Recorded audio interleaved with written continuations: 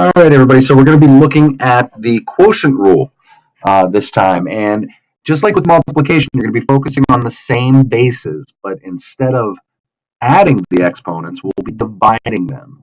So go ahead and try the first one on your own and hit continue when you're ready to check your work. So in this first one, I see that I have 6 as my common base between the top and bottom, which means I can combine these guys. And so I can take the 6 out and say it's division. So with these exponents, I just have to subtract them. I have 6 to the 8th and 6 to the 3rd, so I can do 6 to the 8 minus 3. And when we do that, we wind up with 6 to the 5th.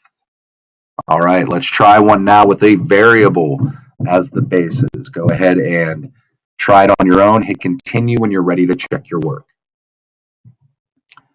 So here I see I have a common base of x. So I can just deal with the x here. And with the common base, I can look at their exponents and say, okay, I have 6 and I have -7. And I'm supposed to subtract these. So 6 minus -7. We can't forget that it's subtraction just because there's a negative sign in there. And this turns out to be x to the 13th. And in a later lesson, we're going to learn what exactly does this negative exponent mean. So we will get there. All right, let's look at the next one. Remember, you can do regular division if you have just numbers. That's your hint for the next one. Try it on your own, see what you come up with. Hit continue when you're ready to check your work.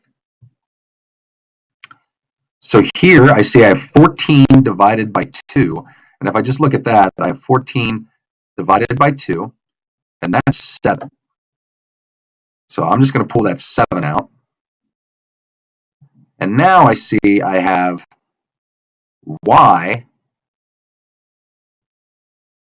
as a common base, which means I can take their exponents and subtract them. So I have -3 minus the bottom, which is -5.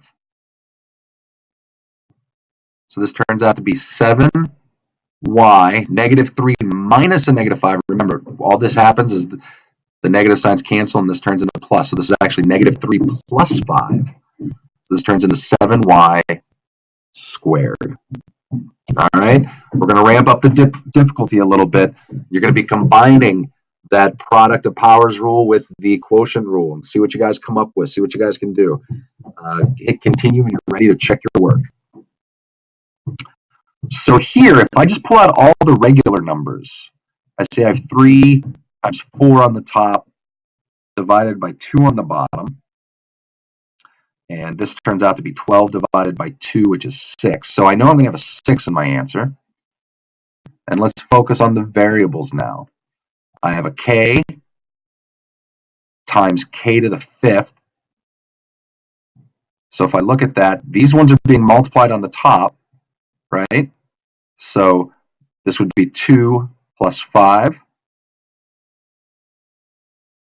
And then I see I also have a k on the bottom with a 4, so that's going to be subtraction.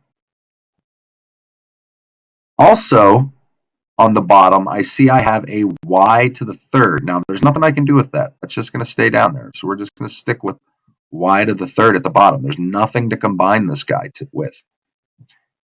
So here we get k. Right now we have k on the top. 2 plus 5 is 7, minus 4 is 3, so this is k to the 3rd, y to the -3. And just to make this look a little nicer, what we'll normally do is just throw that 6 up on top of that fraction. We view it as a 6/1 or something like that. So we just throw it on the top there. And our final answer, when this is all simplified, is 6k to the 3rd divided by y to the -3rd. All right, and like I said, in future lessons, we're going to be learning what to do with those negatives. So be ready for that. But for now, this is as far as we're going to take it. All right?